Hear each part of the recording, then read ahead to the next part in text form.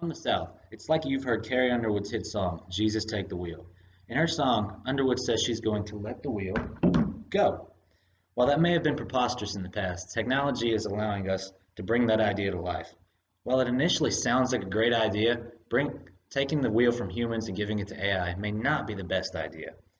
I've been driving for 4 years and have spent hours researching self-driving vehicles, so I know firsthand how important motorized vehicles are to everyday life. Self-driving vehicles should not be produced for several reasons. Firstly, they rely on an extremely delicate and complicated system of technology.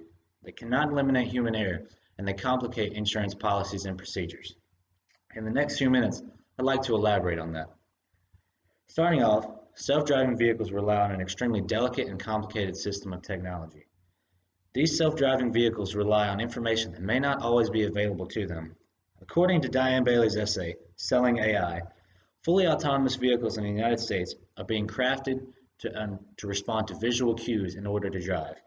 These visual cues may not always be available for them. In the same essay, Bailey tells a story about a California Tesla owner who was using the autopilot feature when he died.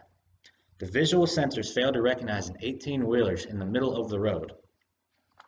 Jack Stilgo added in his essay, We Need New Rules for Self-Driving Cars, that the Tesla's internal systems recorded its final trip leading up to the crash. The vehicle reached speeds of up to 74 miles an hour before crashing into the 18-wheeler. The internal system also determined that it did not activate its brakes. Stilgo made another great point in this essay.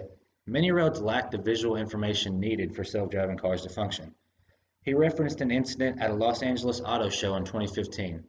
A Volvo executive took the LA mayor on a ride in a self-driving vehicle when the vehicle suddenly began to lose control. The vehicle could not recognize the road lanes and had no idea where it was, nearly wrecking. I've personally driven on many roads where there are no lines to follow, so it's drive straight and hope you don't hit somebody. There's also no road signs where I come from. Many stop signs have been taken out, speed limit signs have been taken out, yield signs need to be in a lot more places than they are here. To add to this, hackers can influence the vehicle's technology. Paul Wagensell wrote in his essay, Self-Driving Cars Are Not as Safe as Vehicles Operated by Human Drivers, about the DEF CON 24 hacking conference. At this conference, hackers proved how simple it is to hack into the car's object detection systems by adding and removing objects from its visual perspective, meaning the vehicle could run into a tree and think the tree was never there. Eric Schneider added to this article for the Founders Shield entitled Insurance for Autonomous Vehicles and Self-Driving Cars. In his article, Schneider writes about an experiment performed on a 2015 self-driving Jeep. The Jeep was completely controlled by hackers, allowing them access to the AC, radio, and windshield wipers. They would inevitably cut the transmission to the vehicle as it wrecked. Self-driving vehicles cannot eliminate human error. Self-driving vehicles are going to share the road with traditional vehicles, and that can create problems. Martin Groner includes several essays in his article for the Contemporary Readings in Law and Social Justice Journal. One survey asked 52,000 people which autonomous vehicle they would be most comfortable traveling in. It included a train, an airplane, a boat, and a car. The choice? Only 34% of people chose the car. A similar survey from the same article found that 57% of people would be very concerned when driving or riding in an autonomous vehicle. Paul Wagensell wrote in his essay, in the same essay, about these shared roadways. In his essay, Wagensell discusses many of the actions that drivers have become accustomed to today. This includes pedestrians walking out onto the street, moderate speeding in certain areas, cars swerving to avoid potholes, and cars driving aggressively to reach their destinations in a timely fashion. Many things that we, as everyday drivers, have become accustomed to. The technology does not recognize and doesn't know how to respond. In his article for the Machine Design periodical entitled, How AI is Paving the Way for Autonomous Cars, Roland Elazage describes the advantages of having artificial driving vehicles. However, Elazage also states that this technology is not ready for road use, as it has not encountered enough scenarios that it will encounter in the real life. The AI simply doesn't have the knowledge or power to account for all variables at all times. The technological makeup of these vehicles is also subject to human error. Referencing back to the Tesla crash in Jack Stilgo's essay, we can find an example of a private interest at work. Tesla withheld a very large portion of the information that the Tesla captured. This information could have held a clue as to why the camera failed to see the tractor trailer in the road.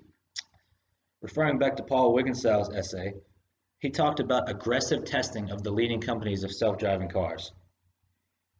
Wigginsall identifies the National Highway Traffic Safety Administration's autonomous vehicle criteria as a way to slow down companies from hastily producing and road testing models that have not been thoroughly tested.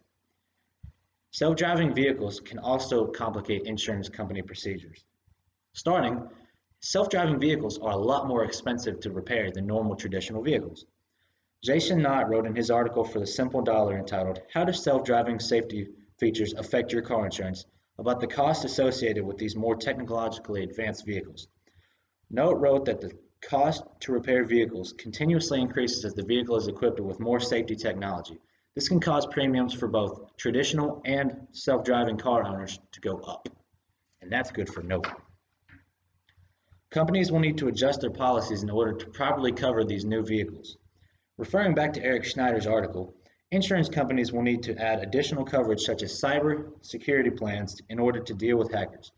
The insurance companies would also need to deal with crashes involving technical failures that the driver had no control of. In cases where an accident occurs with an autonomous vehicle, problems could arise over who is to blame for an accident. Jason Knott wrote in his article that either auto companies or traditional vehicle owners would be at fault. However, what would happen if two autonomous vehicles crashed? There is no simple answer for that, and thus companies would need to come up with a new idea and a new policy to cover this.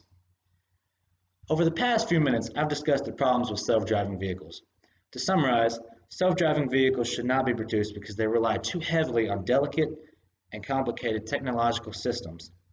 They fail to eliminate human error, and they can complicate insurance company policies and procedures. So the next time you see or hear about self-driving vehicles, ignore the words of Carrie Underwood and keep the wheel for yourself.